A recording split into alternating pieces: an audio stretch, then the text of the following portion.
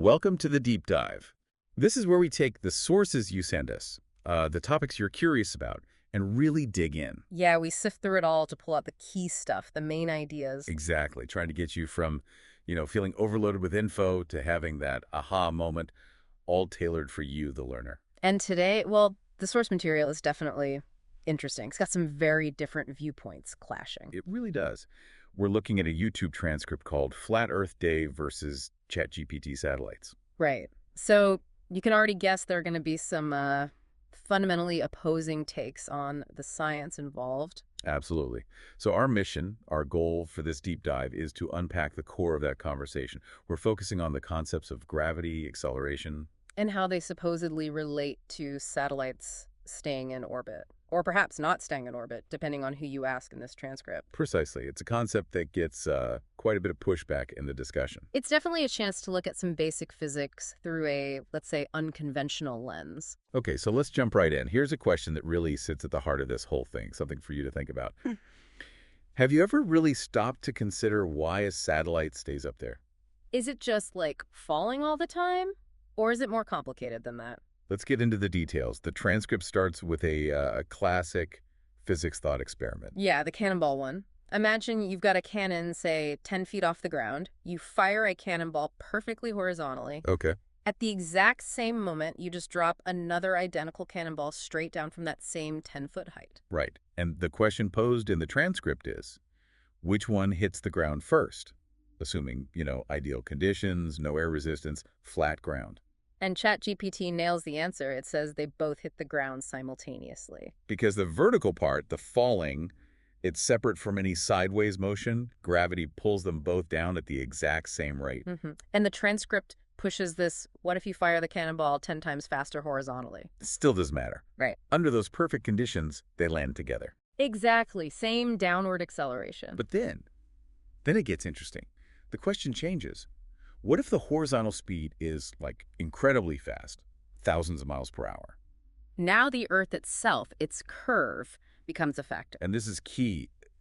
ChatGPT acknowledges that, with enough horizontal speed, that fired cannonball could stay airborne longer. Because the ground is literally curving away underneath it as it travels forward. Which is essentially the basic principle behind achieving orbit, right? That's the idea. You're falling, but you're moving sideways so fast that you keep missing the ground. Okay, so the scenario then shifts in the transcript. Instead of just 10 feet up, they talk about firing the cannon from the top of Mount Everest. Higher altitude. Same fundamental physics apply, though.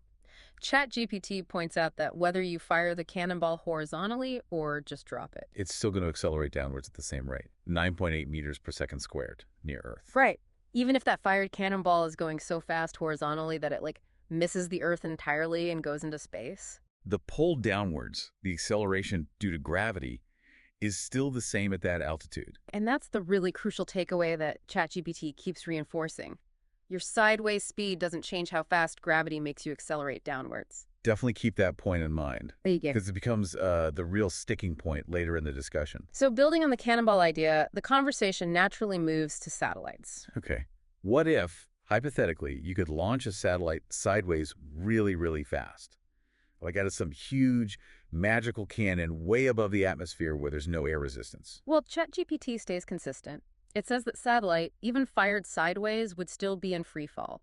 It would accelerate towards Earth at the same rate as if you just dropped it from that height. But here is where the big distinction comes in, the one that really fuels the debate in the transcript. Right. ChatGPT explains that if you launch that satellite with enough horizontal speed, it could achieve what we call a stable orbit. It's still falling. But it's falling around the Earth, not straight into it. Its sideways motion is so fast, it constantly misses the planet as it falls. And this is exactly where Flat Earth Dave, in the transcript, expresses his main confusion. Yeah, he basically asks, look, if something fired and something dropped, accelerate down at the same rate due to gravity. And you're saying a satellite is always in free fall, always accelerating downward. Then why doesn't it just speed up downwards and, crash? Why does it stay in a stable orbit? Good question from that perspective. And ChatGPT tries to clarify this. It says, yes, the satellite is accelerating towards Earth constantly. That's what keeps it from flying off into space. But that acceleration is constantly changing the direction of its velocity, not necessarily just adding to its downward speed in a straight line. because it also has that huge horizontal velocity. So gravity is acting like a tether, constantly pulling it inwards, making it turn, essentially. That's the explanation given. It turns its path into a curve around the planet. But Flat Earth Dave keeps circling back. He says, what you told me earlier, that horizontal speed doesn't affect gravitational acceleration. Mm-hmm. He perceived a contradiction there. So if it's constantly accelerating downward, how can it maintain a relatively stable speed and altitude without just falling out of the sky? It seems to him like it defies that earlier principle. And ChatGPT's explanation hinges on this idea of a stable orbit being a balance. A balance between what? Between the satellite's forward momentum, its tendency to keep going straight, and gravity's continuous inward pull. Okay. This balance means it keeps falling, but it also keeps moving sideways, resulting in that curved path around Earth. So the argument then becomes this balancing act, as you called it. Dave's counter is essentially if it's accelerating downward. Because doesn't his forward speed also have to constantly increase to somehow counteract that downward acceleration and stay at the same height? Otherwise, wouldn't the downward acceleration win and it would spiral in? Yeah. That seems to be his logic. Right. He contends it would have to keep speeding up horizontally to maintain the balance. And ChatGPT's response. ChatGPT tries to explain that in a stable circular orbit, the gravitational acceleration is mainly changing the direction. Think of it like swinging a ball on a string around your head.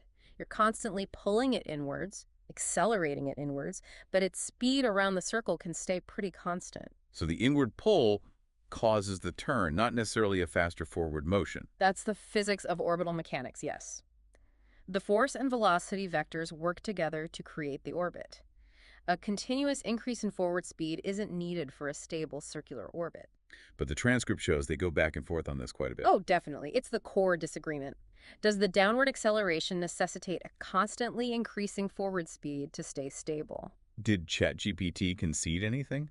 Well, it did acknowledge that the factors are balanced. So if one thing changed significantly, like if the satellite suddenly lost a lot of forward speed due to drag or something, Then yes, the balance would be upset, and it would likely fall to a lower altitude or even deorbit.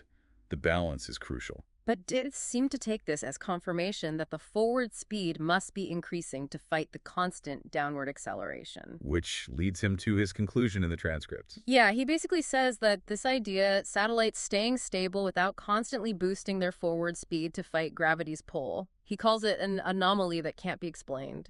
And And therefore, in his view, the whole concept of satellites as described is nonsense. wow. Okay, so wrapping up our look at this exchange, Yeah, you can really feel that core tension, can't you? absolutely. It's our everyday intuition about dropping things straight down. Versus the perhaps less intuitive physics of how things behave when moving incredibly fast in a gravitational field, like orbits. It highlights how the same terms, acceleration, gravity, falling, can be interpreted differently depending on the framework you're using. Right, but let's bring it back to those physics principles who were actually agreed upon, or at least stated early on. The main one being that gravitational acceleration itself, the rate things speed up downwards near Earth, isn't affected by how fast they're moving sideways. That point came up repeatedly from ChatGPT. It affects everything equally in that vertical sense. So that leads us to our final thought for you, the listener, drawing straight from how the source material ends. Flat Earth Dave concludes satellites are nonsense. After hearing about this deep dive, this clash of ideas, what are your thoughts? How do you reconcile gravity, acceleration, and the reality of objects orbiting Earth? Does this discussion maybe raise more questions for you? About space, about physics, about how we know what we know? It's definitely one of those topics that invites you to think critically and maybe even dig a little deeper into orbital mechanics yourself. Food for thought.